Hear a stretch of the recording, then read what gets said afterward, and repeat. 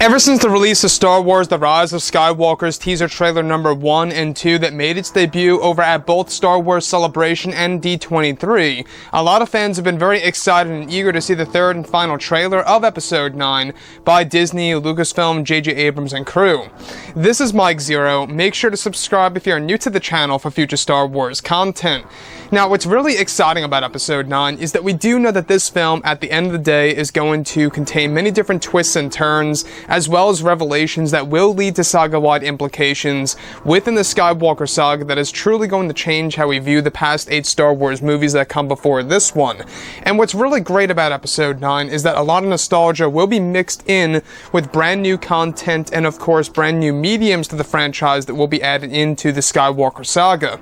Now, on top of all this, these past couple of weeks or so, we've been learning a whole lot more about this film, and when it all comes down to various shot descriptions of the upcoming Trailer 3 of Episode 9, this is where things begin to get very exciting for this movie. Now, specifically, what's really intriguing about all of this is that shot descriptions consisting of a sequence where it's explained that both Rey and Kylo Ren are said to be standing on the world of Tatooine facing a cloaked, sinister figure, where it's explained that Rey, Kylo, and Palpatine are engaging in a flash fight, where a rear view of Palpatine is said to show him grabbing Kylo Ren's lightsaber hilt and levitating it over his hands. However, Palpatine's face is not shown, and the scene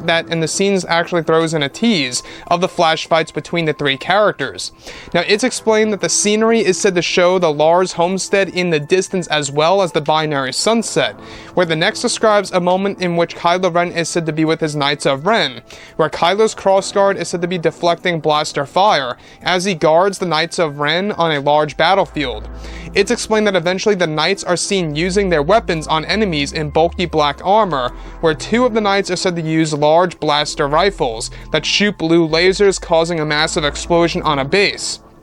Now, another describes a moment in which Rey is said to be walking up the stone steps of Ahch-To, once again with the binary sunset scene in the background, where new dialogue of Luke is said to play over the shot, talking about how the Force will always be with you, where eventually Rey is said to enter the first Jedi Temple, where she turns around and witnessing, of course, a bright blue light that is implied to be a tease of Luke's Force ghost appearing before Rey. So let's go over a couple of parts about this and as to why this is very exciting. Now, we do know that the third and final trailer is going to be a big deal this October by Disney, Lucasfilm, J.J. Abrams in order to really bring the marketing into full swing. In fact, they plan to attach the third and final trailer to Maleficent 2, which releases on October 18th, and they are aiming for an October 14th release for the internet and television, which could very well be a big hint that it's going to drop during Monday Night Football, since the 14th falls on a Monday. So with that being said, this particular upcoming trailer really seems to deliver. I want to go over the one big sequence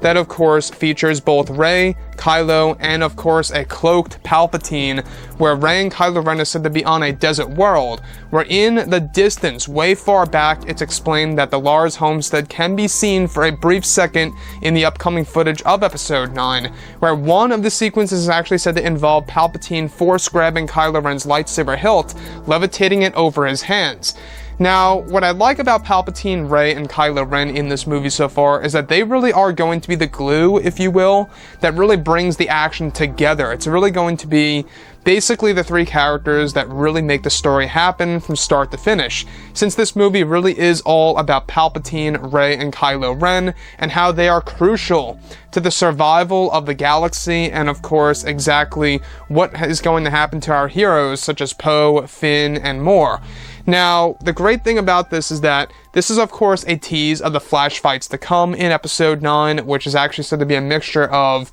basically Force bonds with, of course, flow walking and things around those lines that are actually going to be used from Star Wars Legends as inspirational source material. So the other piece that I do want to go over is the return of Ahch-To. I think that this by far is going to be the big surprise in the upcoming trailer of Episode 9, where Rey is said to be walking up the stone steps of the island of Ahch-To that leads to the first Jedi Temple, where eventually one of the other shots includes Rey inside of the first Jedi Temple, right near the Prime Jedi mosaic, where she eventually turns around and hears the Force Ghost voice of Luke talking about how the Force will always be with her. where as she turns around, a bright blue light shining in her face is said to illuminate her in this dark cave. This is said to be a tease of Luke Skywalker's Force Ghost in the upcoming trailer of Episode 9. Now, I'm not quite sure how a lot of fans are going to react to that. I know that there are fans who are not really up for the idea of Luke being a Force Ghost, which is completely fine. We will be getting him in flashbacks in, being alive and well and whatnot, but at the same exact time, we will also have scenes as him as a Force Ghost, just like Obi-Wan, Anakin, and Yoda in the Skywalker saga. So anyways, guys, drop a comment below. Let me know what you think about all of this in the comments, and if you guys did enjoy the content for today, do make sure to drop a thumbs up on this video to support the channel. I thank you all so very much for the kind support, and I'll catch you guys next time.